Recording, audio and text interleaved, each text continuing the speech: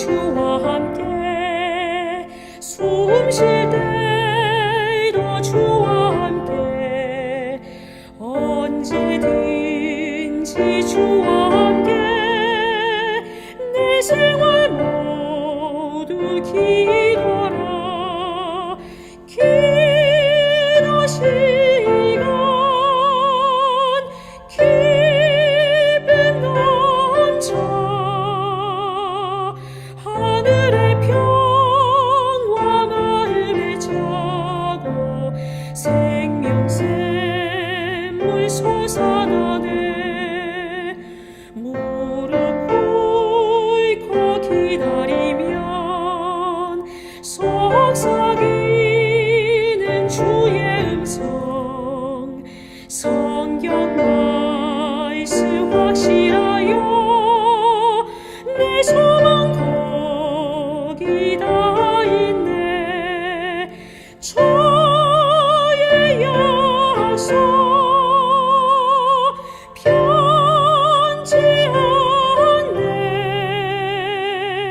기도의 능력 하늘을 열어 빛난 영광 보여주네 높이 들인 보좌 위에 사랑이신 아버지와 내 죄 속한 구주 예수 널 인도하는 성령님 기쁜 교제 하나 됐네 하늘의 뜻이 땅에서 이뤄 전국 생활 즐거워라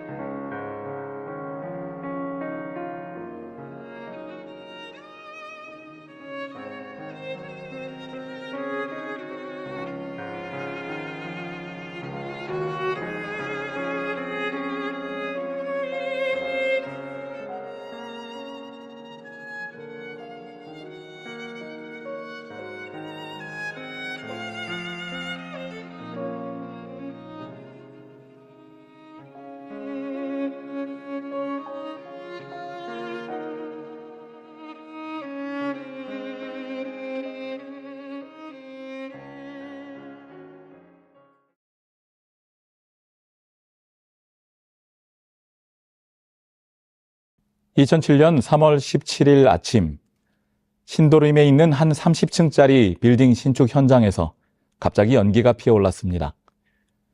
2층에서 용접 작업을 하다가 불꽃이 잘못 튀어서 화재가 발생한 것입니다. 그 건물 안에는 100명 가까이 되는 사람들이 작업을 하고 있었는데 저층에서 발생한 화재로 연기가 층을 타고 올라가면서 작업자들이 위험한 상황에 놓이게 됐습니다. 그때 옥상에서는 4명의 몽골인 노동자들이 일하고 있었는데요. 이들이 이 화재 현장에서 베푼 선행이 잔잔한 감동을 주었습니다. 영상으로 잠시 그 내용을 보도록 하겠습니다. 30층 옥상에서 일하던 바타 씨와 몽골인 동료 세 사람은 비명 소리에 아래층으로 뛰어내려갔습니다. 그리고 자욱한 연기 속에 쓰러져 있던 사람들을 한 명씩 옥상으로 업어나르기 시작했는데요. 옥상에 도착해선 인공호흡을 하기도 했습니다. 3번, 4번 걸어서 그 사람들을 위로 올렸어요. 올리는 사람들을 그 대기실에 받아놓고 그 처음에 도와주는 숨 쉬는 거, 뭐 입 덮는 거 그런 거 대기실에 책임지고 해줬어요. 응급조치를 한창 하고 있을 무렵 도착한 구조 헬기. 이렇게 바타 씨와 몽골인 친구들은 모두 11명의 생명을 구해냈습니다. 귀한 생명. 바타 씨와 동료들도 11목숨을 병원으로 구했어요. 호송되는데요. 이 초기 대처가 치료 빨랐으면 저렇게 도중 많이 호련히 구했죠. 사라져버리고 안 맙니다. 아마 그분들께서 오셔가지고 저희가 조금만 기다리시라고 그렇게 해서 저희가 왔다가 잠깐 뒤에 다시 가보니까 환자분들이 안 계신 거예요. 그래서 저희는 솔직히 많이 당황했어요. 그리고 일주일 후 11명의 생명을 구하고도 불법 체류 신분 때문에 호련히 사라진 몽골인들의 이야기가 전해지고 구명운동까지 일어나게 됩니다. 네. 인터넷에 참 한참 결국 화제였어요. 세상 앞에 모습을 드러낸 네 사람. 우리 사회에 이렇게 남을 위해서 희생하는 이런 공익적인 활동을 한 사람에 대해서는 체류 허가를 해줄 수 있는 규정이 있습니다. 그래서 이때까지 그런 사례가 없습니다만은 이번에 아주 이것을 계기로 아주 귀중한 계기가 되었다 생각하고 긴 논의 본보기가 될것 끝에 같습니다. 네 사람은 법무부로부터 표창장과 함께 체류 비자를 받게 됐습니다. 그리고 몽골 의인 4인방이라는 이름으로도 불리기도 합니다. 기자와의 인터뷰에서 그들은 이렇게 말했습니다. 그 순간에는 우리의 상황이 어떠하다는 것은 생각나지 않고 쓰러진 사람을 어서 옥상으로 옮겨야겠다는 생각밖에 없었다. 한국은 나에게 제2의 고향인데 고향 사람들의 비명을 외면할 수는 없었다. 한국에서 일하는 일반적인 외국인 노동자들의 삶을 고려해 볼 때 이분들은 허가 없이 체류하면서 그들의 필요를 해결해야 했을 뿐만 아니라 또 많은 돈을 집으로 송금하면서 굉장히 어렵게 살았을 것입니다. 사람들의 시선도 곱지 못했을 가능성이 높죠. 하지만 그들은 그들을 무시하던 사람들, 그들을 때로 제대로 대접하지 않던 사람들의 비명소리를 외면하지 않았다는 것입니다. 그들의 목숨을 걸고 그들을 구해냈던 것이죠. 예수님께서 이 상황과 정말 유사한 말씀을 하신 적이 있습니다. 바로 우리가 선한 사마리아인의 비유라고 알고 있는 누가복음 10장에 기록된 하나의 이야기입니다. 우리가 매우 잘 알고 있다라고 생각하는 이야기지만 정작 그 이야기를 통해서 주님께서 우리가 알기 원하셨던 교훈들을 우리는 과연 잘 알고 행하고 있는지 모르겠습니다. 오늘 다시 이 말씀을 살피면서 그 속에서 발견되는 주님의 사랑과 우리를 향하신 뜻을 다시 주목해보는 그런 시간이 되기를 소망합니다. 먼저 이 이야기가 기록된 본문의 말씀을 읽어보겠습니다. 예수께서 대답하여 이르시되 어떤 사람이 예루살렘에서 여리고로 내려가다가 강도를 만나매 강도들이 그 옷을 벗기고 때려 거의 죽은 것을 버리고 갔더라. 마침 한 제사장이 그 길로 내려가다가 그를 보고 피하여 지나가고 또 이와 같이 한 레위인도 그곳에 이르러 그를 보고 피하여 지나가되 어떤 사마리아 사람은 여행하는 중 거기 이르러 그를 보고 불쌍히 여겨 가까이 가서 기름과 포도주를 그 상처에 붓고 싸매고 자기 짐승에 태워 주막으로 데리고 가서 돌봐주니라. 그 이튿날 그가 주막 주인에게 데나리온 2를 내어주며 이르되 이 사람을 돌보아 주라. 비용이 더 들면 내가 돌아올 때에 갚으리라 하였으니 너의 생각에는 이 세 사람 중에 누가 강도 만난 자의 이웃이 되겠느냐? 이르되 자비를 베푼 자니이다. 예수께서 이르시되 가서 너도 이와 같이 하라 하시니라.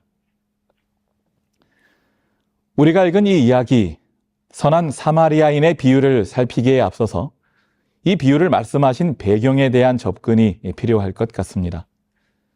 이 이야기는 한 율법사의 질문에 예수님께서 하신 대답입니다.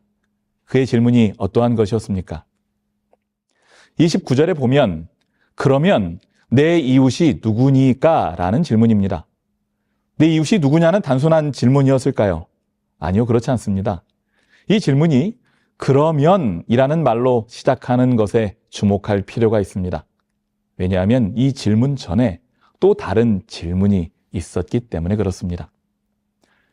어떤 율법 교사가 일어나 예수를 시험하여 이르되 선생님, 내가 무엇을 하여야 영생을 얻으리이까? 예수께서 이르시되 율법에 무엇이라 기록되었으며 네가 어떻게 읽느냐? 대답하여 이르되 내 마음을 다하며 목숨을 다하며 힘을 다하며 뜻을 다하여 주 너의 하나님을 사랑하고 또한 내 이웃을 내 자신같이 사랑하라 하였나이다. 예수께서 이르시되 내 대답이 옳도다. 이를 행하라. 그러면 살리라 하시니. 이야기를 정리해 보면 한 율법 교사가 예수님께 먼저 이런 질문을 던졌습니다. 예수님, 어떻게 영생을 얻을 수 있습니까? 이 질문에 예수님께서는 율법을 지키라라고 대답하셨습니다. 그랬더니 그 율법사가 다시 그렇다면 율법이 하나님과 이웃을 사랑하라 하셨는데 과연 나의 이웃은 누구입니까? 라고 질문하고 있는 것이죠.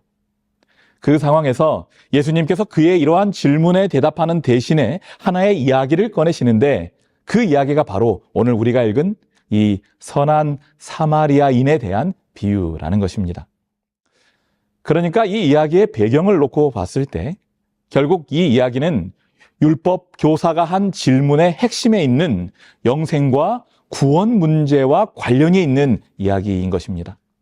단순하게 친절하게 살아가는 것이 얼마나 복된 일이냐 이런 메시지만을 전하는 것이 아니라 우리의 구원에 대한 이야기라는 것이죠. 이러한 배경에 대한 이해를 담고 이제 예수님께서 들려주신 그 이야기 속으로 들어가 보겠습니다. 한 사람이 예루살렘에서 여리고로 내려가다가 강도들에게 봉변을 당합니다. 이 내려가다라는 표현을 쓴 것은 예루살렘이 해발 800m 정도 되고 여리고가 해수면 아래로 200m 정도니까 딱 적당한 표현이라 할 수 있겠습니다.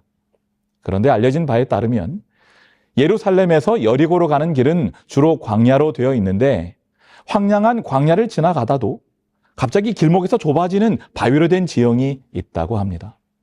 그래서 이쪽에는 죄를 짓고 도망쳐온 사람들이 많이 숨어 있었다고 해요. 경우는 다르지만 다윗이 사울의 눈을 피해 무리들과 함께 모여 살 수 있었던 곳도 이런 지형의 덕이었지 않나 생각해 볼 수 있는 것입니다. 그런데 문제는 이런 식으로 그 지역에 범죄자들이 모이게 되니까 그들이 이 길을 지나가는 행인들을 습격하고 재물을 빼앗는 일들이 적지 않았다는 것입니다. 예루살렘에서 여리고로 내려가는 길은 이처럼 예상치 못한 위험들이 기다리는 그런 길이었던 것입니다. 그리고 오늘 이야기 속에서는 한 남자가 너무 불행하게도 강도를 만나게 되는 것이죠. 그런데요, 그 강도들이 너무 잔인해서인지 아니면 그 행인이 가진 것이 얼마 없어서인지는 알 수 없지만 그 강도들은 재물을 빼앗았을 뿐만 아니라 그를 때려서 거의 죽게 만들어 놓고 자리를 떠나 버렸습니다. 이 사람이 첫 번째로 버림받은 장면입니다. 그런데 이때 그곳을 한 제사장이 지나갑니다. 이 사람은 예루살렘 예배에 참석했다가 더 정확히 말하면 예배를 위하여 봉사하고 돌아가는 길이었습니다. 그런데 그는 정말 말 그대로 지나가 버렸습니다. 아니, 피해갔습니다.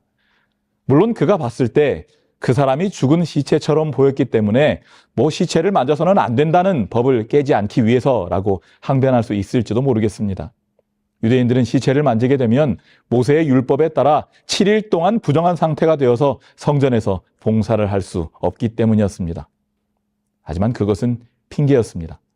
제사장은 피투성이가 된 사람을 안고 그를 치료하는 것이 자신의 옷을 더럽히고 자신의 체면을 깎는 일이라고 생각했습니다. 그래서 그를 피해간 것이죠. 더 정확히는 그 사람을 버리고 길을 떠난 것입니다. 이 강도 만난 사람이 두 번째로 버림받은 장면입니다.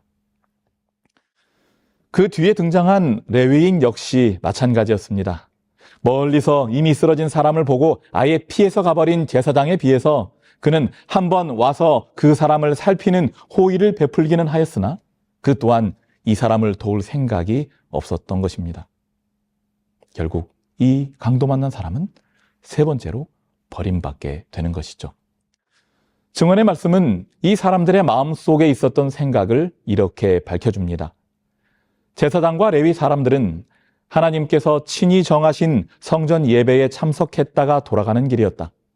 그 예배에 참석하는 것이 너무나 크고 고상한 특권이었으므로 제사장과 레위 사람은 저희가 그렇게 높임을 받는 사람들이기 때문에 알지도 못하는 길가에 봉변당한 사람을 돌봐준다면 저희의 위신이 떨어질 것이라고 생각했다. 입술로 하나님을 찬양하고 예배를 인도하던 사람들이 예배를 마치고 돌아가는 길에 주님의 뜻과는 동떨어진 일을 저지르고 있는 것입니다. 제사장은 내가 혹시 시체를 만지게 되어서 제사장의 법을 어기게 되면 그것이 하나님께 손해가 되는 것이 아니겠냐고. 레위인도 역시 내가 여기서 이 사람 돕다가 같이 봉변을 당하게 되면 성전을 돌보는 일에 손해를 끼치는 게 아니겠냐라고 주장할 수 있었을지도 모르겠습니다. 하지만 여러분들이 보시기에 이런 주장들이 충분한 변명이 된다고 생각하십니까? 만약 이 이야기에 등장하는 제사장이 오늘 이 자리에 여러분 앞에 나타나서 나는 쓰러져 있는 한 사람을 위해 일하기보다는 성전을 찾는 더 많은 사람들을 섬기기 위해 그날 피해갈 수밖에 없었다라고 자신을 변호한다면 여러분은 그 사람을 보면서 어떤 생각을 하시겠습니까? 그런데 놀랍게도 이 사건은 실제로 있었던 일이었습니다. 이것은 상상적인 장면이 아니라 실제 있었던 일이었으며 표현된 그대로라고 알려지고 있었다. 다른 쪽으로 지나쳐간 제사장과 레위인이 그리스도의 말씀을 듣는 무리 가운데에 있었다. 증언의 말씀이 말하는 대로라면 이 일은 실제로 있었던 일일 뿐만 아니라 그 당사자들이 현장에서 예수님의 말씀을 듣고 있었던 상황이었습니다. 그렇기 때문에 언뜻 생각하면 주님께서 그들을 책망하기 위하여 이런 이야기를 꺼내신 것으로 생각할 수도 있지만 예수님의 의도는 결국 그들이 또다시 이와 비슷한 상황에 처했을 때 다르게 행동할 수 있도록 그들이 변화된 모습으로 살도록 하기 위하여 이 말씀을 하고 계시는 것으로 볼 수 있을 것입니다. 실제로 그들이 이 강도 만난 사람을 만난 일은 단순한 우연이 아니었습니다. 하나님께서 그들에게 주신 하나의 기회, 선을 행함으로 하나님의 뜻을 이룰 수 있는 기회였습니다. 하나님께서는 당신의 섭리로 제사장과 레위인을 상처를 입고 고통하는 자가 누워있는 길로 인도하여 자비와 도움이 필요한 그를 볼 수 있게 하셨다. 온 하늘은 그들의 마음이 인간의 고통에 동정을 나타낼 것인지 지켜보고 있었다. 기독교인인 천종호 판사는 이러한 선을 행할 수 있는 기회가 주는 의미를 더 대담하게 확장하여 설명하고 있습니다. 조금 길지만 읽어보겠습니다. 돕는다는 것은 어떤 의미인가? 하나님은 자신의 형상대로 아담을 창조하심으로 하나님의 완전한 사랑을 보여주셨다. 아담이 하나님에게 받은 사랑을 온전히 갚는 길은 하나님과 아담 자신을 제외한 타자에게 사랑을 베푸는 것이다. 그 타자가 바로 돕는 배필인 하와다. 정신과 의사이자 신학자인 티머시 R. 제닝스는 아담은 자신을 내주고 희생할 수 있는 대상이 필요했다. 하와는 아담의 이타적 사랑의 수혜자로서 지음을 받았다고 말한다. 따라서 돕는다는 의미는 나에게 어떤 유익을 준다는 의미가 아니라 내가 유익을 베풀 수 있도록 기회를 준다는 의미로 받아들여야 한다. 선한 사마리아인 비유에서 예수가 가르치고자 하는 바는 내가 이웃사랑을 실천할 수 있도록 상대방이 되어주는 모든 사람이 나의 이웃이라는 것이다. 돕는 배필의 의미가 내가 사랑을 실천할 수 있도록 상대방이 되어주는 배필이라는 것과 마찬가지다. 그 상대가 가난하든 부자든 관계가 없다. 우리에게 사랑을 베풀 기회를 주는 모든 사람이 우리의 이웃임을 명심해야 한다. 그러므로 우리는 우리가 사랑을 베풀어준 자들에게 감사하다는 말을 들을 필요가 없다. 오히려 우리의 사랑을 받아 주었기에 감사하다고 해야 할 것이다. 하나님께서 우리의 곁에 도움이 필요한 이들을 주신 것은 흔히 생각하는 것처럼 우리의 희생과 선의를 바라시기 때문만이 아니라 우리에게 기회를 주시기 위함이라는 것입니다. 어떤 기회인가요? 하나님께로부터 받은 사랑을 도움이 필요한 이들에게 돌려줌으로 그 사랑을 갚을 수 있는 기회를 주셨다는 것입니다. 결국 오늘의 이야기 속 제사장과 레위인도 그들이 받은 은혜를 하나님께 돌려드릴 수 있는 소중한 기회를 얻었던 것입니다. 하지만 안타깝게도 실패하고 말았던 것이죠. 그런데 증언의 말씀은 이 실패가 단순히 한 개인의 실패를 넘어서는 더 큰 의미를 가지고 있다고 말하고 있습니다. 주님의 종들이 그분과 협력하지 않기 때문에 저희에게서 흘러나와야 할 하나님의 사랑이 저희 동포들에게 흘러가지 못하고 그들에게서 차단된다. 그리하여 하나님께서는 당신의 나라에 데려가 당신과 같이 영원토록 살게 되기를 열망하시는 영혼들을 빼앗기고 계신다. 그렇기 때문에 앞서 말씀드린 것처럼 오늘의 이 이야기는 단순한 친절의 이야기가 아닌 것입니다.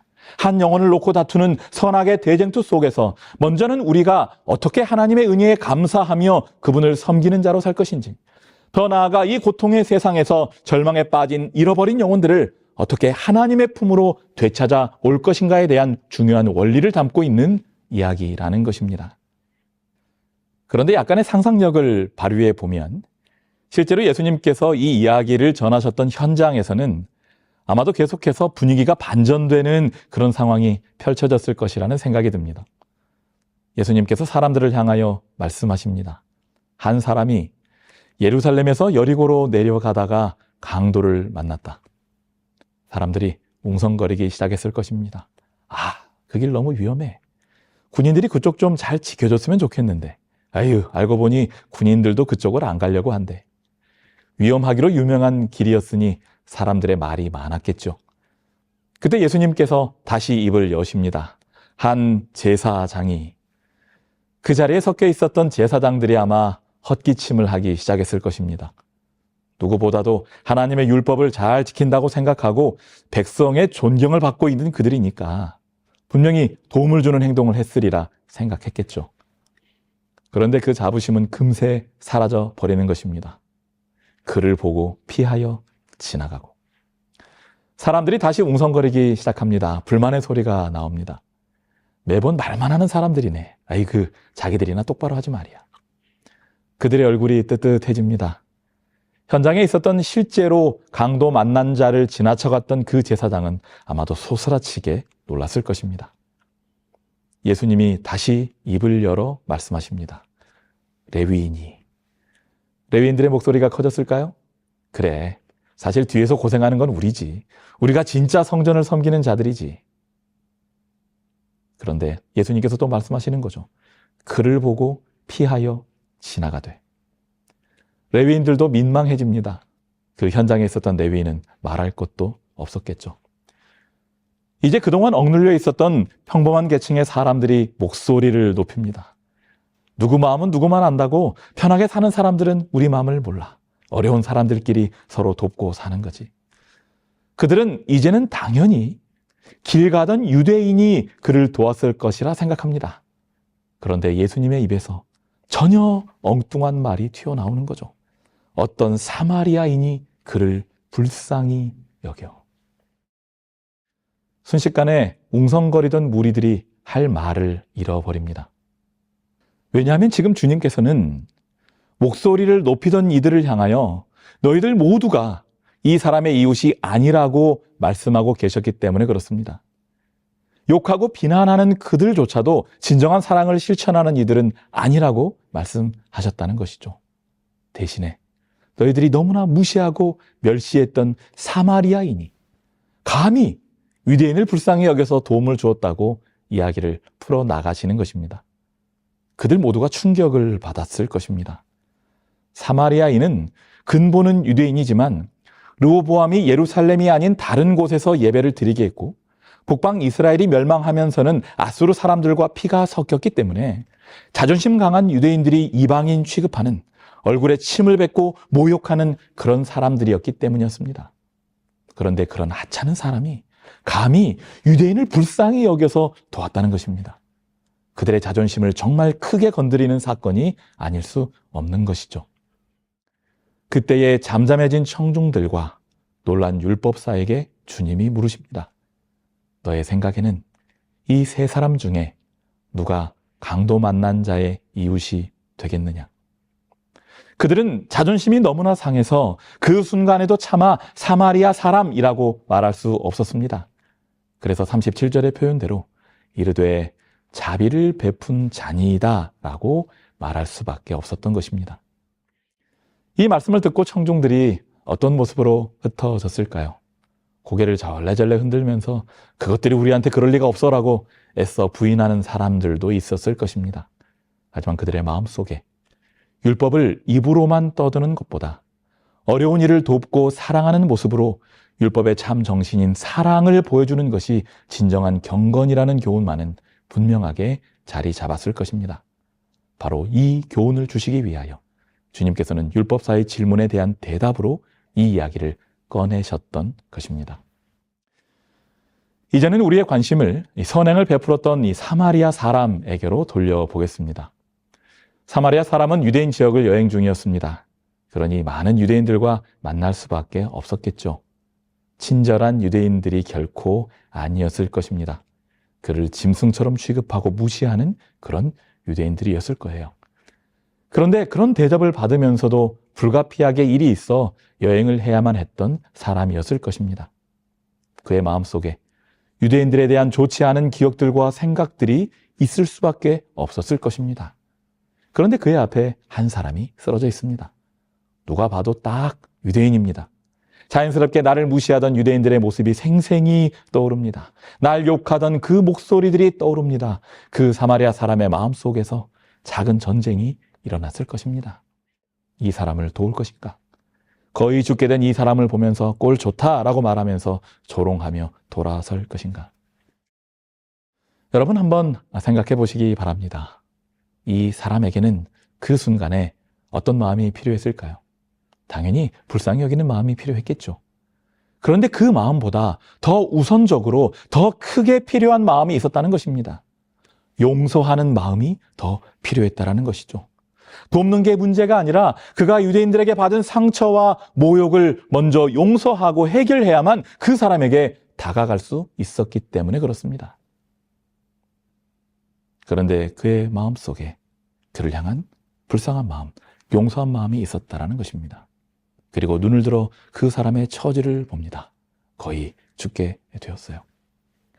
그때 사마리아인은 여행 중에 생길 수 있는 자신의 상처를 치료하기 위해 준비했던 기름과 포도주를 꺼냅니다.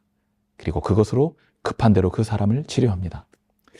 기름과 포도주를 섞으면 마치 연고처럼 되는데 그것을 그 당시의 사람들은 상처에 발라서 치료제로 썼기 때문에 그렇습니다. 사실 그 자리에 잠시라도 머무르는 것 자체가 강도들에게 공격당할 수 있는 위험 속에 자신을 노출하는 것이었지만 그는 자신을 치료하기 위하여 준비했던 것들로 도움이 필요로 하는 사람을, 어찌 보면 원수와도 같은 사람을 치료했다는 것이죠. 자신을 희생하여 그를 살려낸 것입니다. 그리고 사마리아인은 자신이 할 수 있는 치료를 다 한 다음에 그를 데리고 주막으로 갑니다. 광야에 비하면 주막은 안전한 곳이죠. 만약 사마리아인이 그를 치료하긴 했지만 그 사람을 그곳에 그대로 두고 떠났다면 우리는 사마리아인을 지금처럼 그리스도인 생활의 모본으로 삼을 수는 없을 것입니다. 그가 그를 들쳐매고 그 자리를 떠난 사실은 이 사람이 진정으로 그 고통당하는 사람을 사랑했음을 보여주는 중요한 증거이자 그 사람을 궁극적으로 살려낸 중요한 행동이었던 것입니다. 끝까지 책임지는 모습인 것이죠. 제 자신도 그렇지만 성도들의 삶 속에서 선행을 베푸는 일이 없지는 않을 것이라 생각합니다. 때로는 우리가 사람들의 고통을 옆에서 함께하며 그들의 필요를 채우는 일을 할 수도 있을 것입니다. 그런데 가끔 안타까운 일은 우리의 선행이 단순한 선행만으로 그쳐버릴 때가 있다는 것입니다. 우리는 이미 이 세상에서 당하는 인간의 고통이 어디에서 시작되었는지 분명히 알고 있습니다. 죄가 이 모든 고통의 시작이었습니다. 죄 때문에 우리가 질병의 고통과 죽음의 공포를 가지게 되었고, 인간관계가 변질되어서 다른 사람을 충분히 사랑하지 못하고 해를 입히는 모습이 되고 말았기 때문에 그렇죠. 그렇기 때문에 인간의 모든 문제는 이 죄의 문제를 해결하지 않고는 극복할 수 없는 것입니다. 오해 없이 들으시기 바랍니다. 우리 주위에서 일어나는 여러 불쌍한 경우들, 안타까운 경우들 모두가 결국은 다 죄의 그 원인을 두고 있는 것입니다. 그렇기 때문에 우리는 이러한 영적 원리를 아는 자들로서 그 아파하는 자들을 단순히 위로하고 필요를 채워주는 것으로 우리의 할 일을 다 했다라고 생각할 수 없는 것입니다. 그들에게 죄의 문제를 해결할 수 있는 유일한 해답이신 예수 그리스도를 소개하지 않은 채 우리가 그들을 돕는 일을 마쳤다라고 말하는 것은 마치 사마리아인이 그 사람을 치료했으나 여전히 위험한 그 광야에 돌보는 사람 없이 그 사람을 버려두고 떠나는 것과 다르지 않은 일이기 때문에 그렇습니다. 그들을 들쳐매고 우리 자신보다 더 큰 의원이신 고통의 근본적 해결책을 가지고 계시는 예수님 앞에 그들을 위탁하는 일까지 완수해야만 우리가 그들을 진정으로 도왔다고 말할 수 있다는 것이죠. 그런데 여러분, 이 이야기에 등장한 사마리아인을 몇 가지 단어로 요약한다면 다음과 같을 것입니다. 제가 요약한 단어가 맞는지 한번 들어보시기 바랍니다.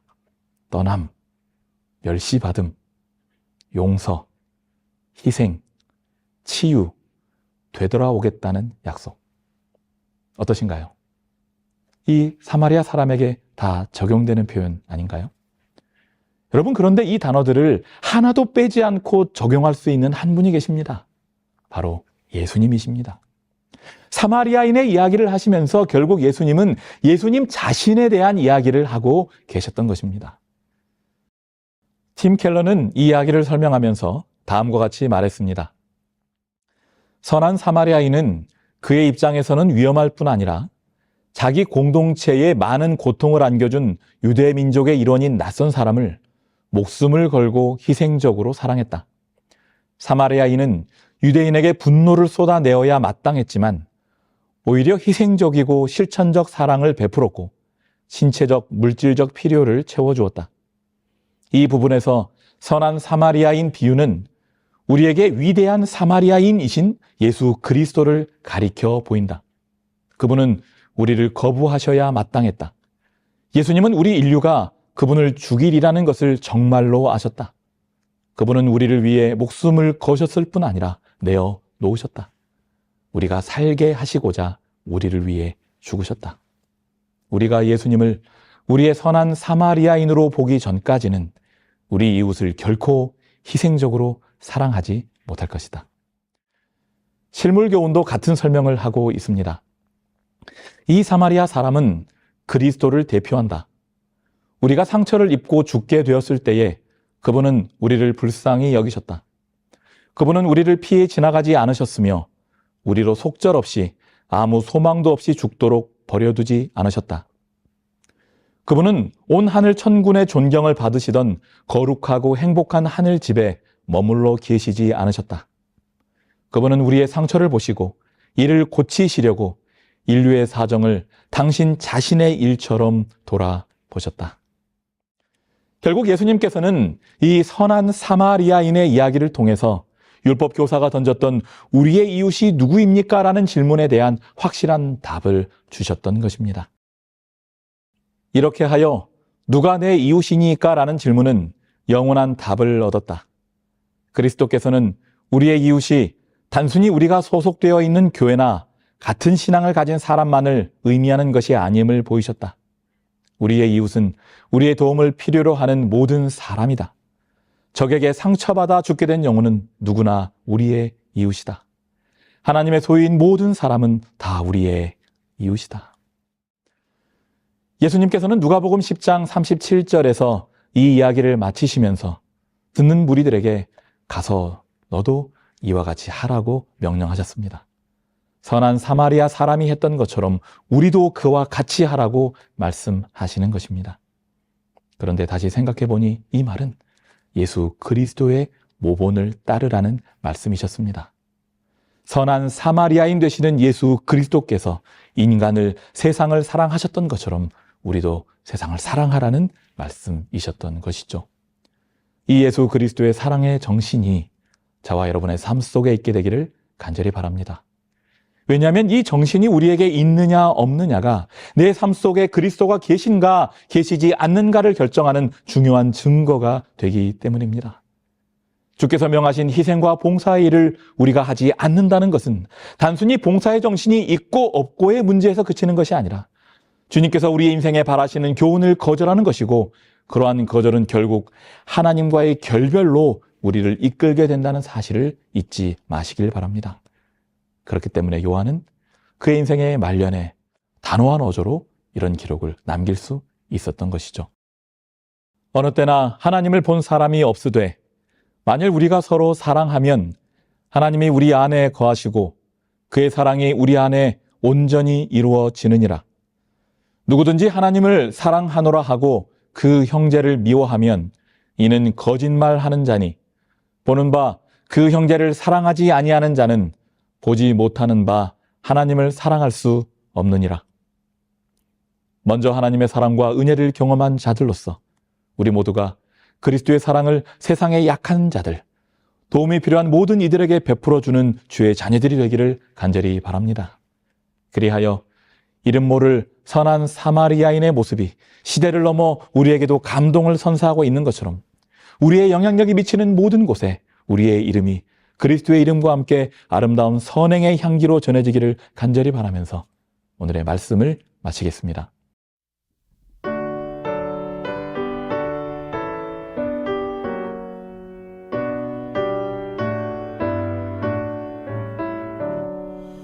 주와 같이 되기를 내가 심히 원하니, 온유하고 겸손한 주를 보게 하소서. 나그네길 세상에 주와 함께 행할 때 주의 하신 모든 일 따라 행케 하소서. 비록 작은 새라도 떨어지지 않도록 돌보시는 나의 주 나를 보호하소서. 마음이 깨끗하기를 내가 심히 원하니, 악한 뜻을 제하고 내 맘속에 갭소서.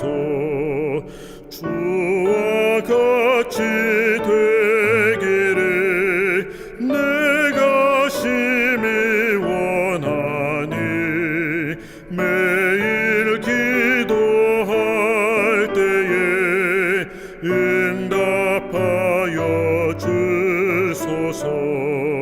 넓은 은혜 베푸사 선한 마음을 주시고, 온전하신 나의 주 내 맘속에 갭소서. 아버지 하나님, 모든 것을 잃어버리고 절망 속에 빠졌던 우리를 찾아오셔서 우리를 싸매고 치료하시며 구원해 주신 당신의 은혜를 인하여 감사합니다. 당신께서 보여주신 그 모본이 우리가 살아갈 이유와 사명이 되게 하여 주셔서 내가 받은 은혜와 사랑을 연약한 자들에게, 내 진정한 이웃들에게 전하며 살아가는 우리 모두가 되게 하여 주시옵소서. 주님께서 우리에게 주신 그 거룩한 기회들을 우리의 이기심으로 인하여 망치지 않도록 성령님 우리의 삶에 역사해 주시옵소서. 그리하여 우리의 삶이 예수 그리스도의 복음을 전하는 하나의 편지가 되고 향기가 되어 선한 사마리아인의 미담이 모두에게 감동을 주듯 우리를 아는 모든 이들을 감동케 하여 주께로 이끄는 귀한 역사의 통로 되게 하여 주시옵소서. 예수 그리스도의 이름으로 간절히 기도드리옵나이다. 아멘.